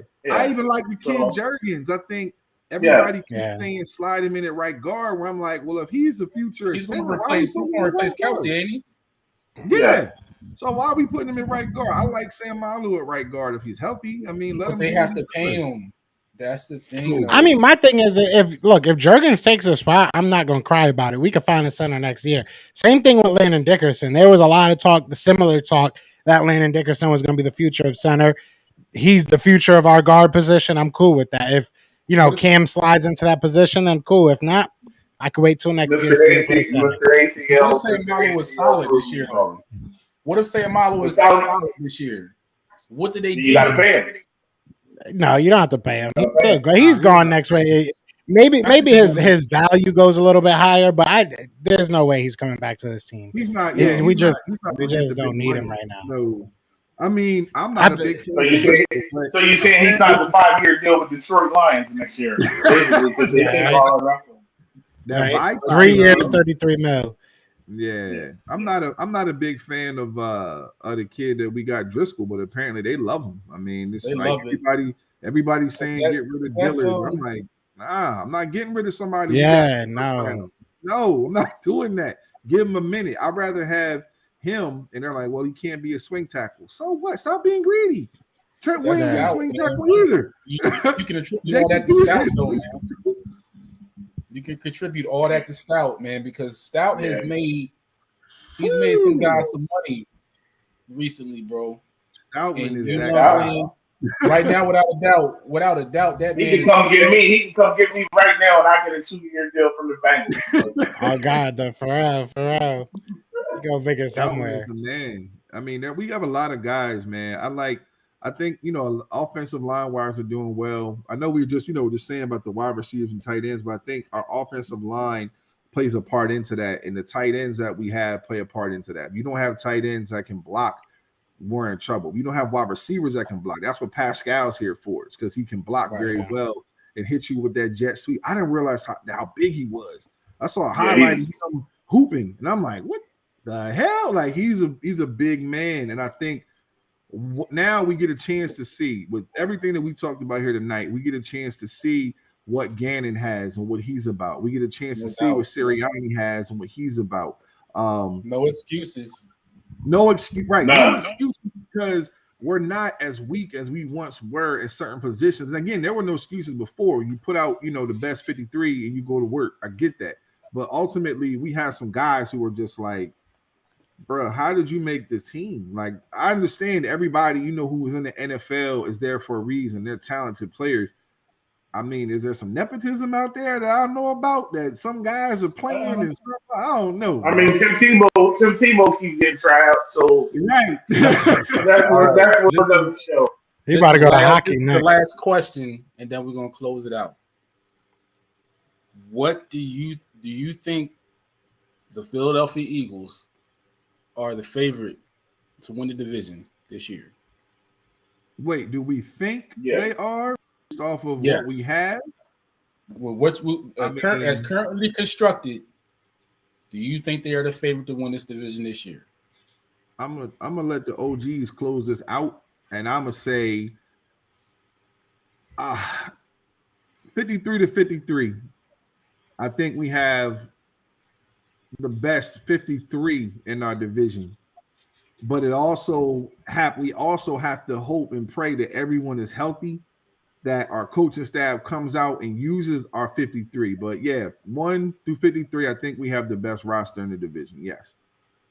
Yeah, I agree 100%. I think I'm probably a little bit more how do I say it, petty about it. I guess that's a good way of putting it. I don't think it's really that close. I think that the Cowboys took a big step backwards. I think that everybody's put under pressure for them, which makes zero sense because they've gotten worse on paper and in theory. So we'll see what happens with them, but I think they took a step back. I think Washington got better with the acquisition of Carson Wentz. Yes, but he did. He's still Carson Wentz, in my opinion. So until he doesn't do Carson Wentz like things, then he's going to be an 8 or 9 win quarterback to me. And then you look at the Giants. The Giants, I'm not going to lie, they made some good moves this offseason. They actually got coaches. They actually got some good players this offseason. Shoot, they might actually be a team this year, but I don't think they're going to be that good. I think still 6, maybe 7 wins, I think will be a accomplishment for them. So, yeah, I think the Eagles are on track to – I think we should dominate this division, if I'm being honest. I really don't think it's going to be all that close, and that's with everything that I said about Jalen. Whether or not he takes that next huge step, I think this is going to be a way better team. So, yeah, I think we're definitely a favorite, or we should be. People sleeping, people hating, Madden's hating. It is all good. Where you at, Marv? So, no team has won this division repeated as division champs since what, like 2005? 2004, it was the Eagles. Yeah, 2004. And then I see Quincy talking about on paper, but your coach, bruh, your team has Mike McCarthy as the coach. Stop it. Mike McCarthy is a bag of duck. It's about to be Sean Payton. It's about to be Sean Payton before you know. Yeah. So let's not talk about coaches because Mike McCarthy is down there in Dallas. Mike McCarthy is the family guy. Like, you basically hired the family guy. Mike McCarthy won 1 Super Bowl with Aaron Rodgers, bro. Like, Mike McCarthy's $A $dollar sign. So Mike McCarthy ain't it. So talent-wise, like they said, 1 through 53, I like the Eagles. And I'm going to go ahead and say this. Like, the transition, let's see how Dallas handles the transition from Zeke to Tony Pollard, because I think we're going to slowly watch that happen this year. Let's see if getting rid of Amari, let's see how CeeDee Lamb handles being the number 1 this year. It's a whole lot going on in Dallas that, looking from the outside in, is the reason why Dallas is probably going to be a 9-8 football team this year. Right. So I believe the Eagles are the best, have the most talent, and if everyone remains relatively healthy in the NFC East, I can see the Eagles winning this division. Like, I try to be humble early and try to give Dallas their credit, but people like Quincy make me hate Dallas. So I can see the Eagles running away with this division because he's not that good. Like, he's not that good. Cedric Wilson, Cedric coming off. Gallup coming off an injury. You got Cedric Wilson trying to prove he's a legit number 3 without Amari Cooper and CeeDee Lamb there. You have a declining Cedric team. Wilson going, ain't You said what? Cedric Wilson went to Miami, I think. Yeah. No, I thought he was the number 3. Yeah, he left. Cedric Wilson. Oh, he left. Okay, well, look, that's even more. So I don't pay attention to those clowns. So I try to be like really humble and say how great their offensive line was and how good they were going to do this year, and just big up from just being like a really good guy in the offseason. But they're trash. So that leaves me. Man. I want the Eagles to win the division, but is it necessary to win it? Because you can still get in regardless, right? I just want them to get in. I think they should get in. Yeah, I just want them to make the playoffs because in my view, the Cowboys made the playoffs, right? They won a division and then got sent home the next week. They ran a quarterback sneak with 14 seconds left from the 35. You know what I'm saying? Like, but our coaching is horrible, but they coach called that play.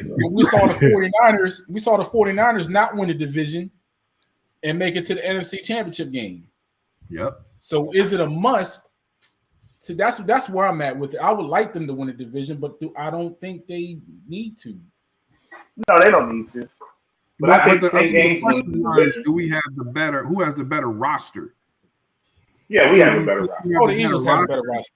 Right now, the Eagles had a better roster. And the reason I say that is because if you just had to break it down, the offensive line to offensive line, right now, the Eagles have the better offensive line. Mm-hmm. Right? Mm-hmm. Right now, if you want to look at receivers, the Eagles have the better receivers. Mm-hmm. Right now. If you want to look from linebackers, the Cowboys have right now, you can say they have the better linebackers, right? No. If you want to look at corners, Cowboys have the better linebackers because of experience more. Wait, they right only now. got They got Michael Parsons. They got Micah. Micah's a beast. Yeah, that's an edge rusher. He ain't no linebacker. He ain't no edge rusher. Micah Parsons playing edge because they lost a bunch of people. I don't think he's going to be an edge. Now, he started off with the green dot. So wait, so Vander Esch and Parsons make them have the best. I don't think they're better. No, I don't think that they have a better linebacking core. I don't even think they have a better linebacking core, honestly. Than do the Giants still have what's his name? They got Martinez. They got Martinez. Blake Martinez. He was a good pickup from the Packers. He was a pretty good pickup. From the Packers. He do. So does our whole linebacking core last year. So I mean, I can't really until I see my linebacking core out there play. Okay. I can't say that we're the best. I have trepidation. Then like I said, receivers, corners. Right now, I think that the Eagles have the better corners, but only because Diggs takes too many. He takes too many chances, man. Too many. He gets ate up a lot. He got a lot of picks. He gets picks, but my man gets ate up a lot. He get burnt. Fellas. A lot. The corner, the safeties are a wash to me right now. Then you get to the quarterbacks. Obviously, I think Dak is a poor man's McNabb. You know what I'm saying? And I'm just being dead. But I've always said that. I've always, no matter who's ever known me, when I first saw Dak after the first year, I said he's like McNabb in like 2006 or 7. That man ain't a poor. He's a Michael Bishop. My man, look, I'm dead serious, man. Like, golly, like, man, Dak reminds me of McNabb after 2006. He just does. That man is Byron Leftwich with a look. Especially after he broke his leg. Especially after he snapped his ankle. Fellas, I got a route. Oh yeah, okay. We're gonna get real soon. All right, man. So we gonna wrap it up there, bro. We're gonna wrap it up. This has been a great show, and we all have to get on again and do this. This next time, we're gonna have to get. We need Brandon next time. There's no excuse. Yeah, I know you're out there, Brandon. You gotta put the baby to sleep. I know you watching. All right. Put the baby. We gonna all throw down for a babysitter. We all throwing there. Yeah, I don't know if we it's all like put the in for age a babysitter. that you trust the babysitter, but we gonna do it. We gonna have to do it. This is the Philly podcast, man. Everybody, Thank man, y'all for salute tuning Joe. in. Give him his flowers. Give Dorsey his flowers. Give Thank you, Suarez Doris. flowers, man. You know what I'm saying? Thank Hit you. the subscribe. Hit the like. We will be back sometime. Definitely doing training. Yeah. Doing You're gonna see all these faces again. This is the vibe right here. All we missing is B right now. All we really missing is B right now. Yep, and I'm thinking next week we write, or it could be back by the end of the week because it's only By Monday. the end of the week. It's only Monday. Yeah, it's It's still early. Monday now. We can be I know back Wednesday I'm going early. back to doing my every 10 o'clock. I'm at least every day that I can. Obviously, I got this other gig, so but every morning 10 o'clock when camp starts because it starts Wednesday. Tomorrow, Right. like they go and they weigh in and they all say hi and have pizza probably or whatever they do. But Wednesday morning at 10 a.m. football. Just don't get starts, arrested. and I'm excited. I hope none of you get arrested. That's what I hope. Nobody. Yeah, don't even put that in the air. Don't even put that in the You know how air, these man. jokers are. You know what I'm saying? We had a whole dude like Stay away from South Street. Stay from South Street. Speeding right at the stadium. Remember that? Yeah. Okay. Yeah, just don't do nothing stupid, man. This is Nothing gonna be a stupid, fun year. All All right, right, y'all. We'll see y'all good. Yep. Peace All right, out, brothers. y'all. Thank you. Go. Right. Thank you.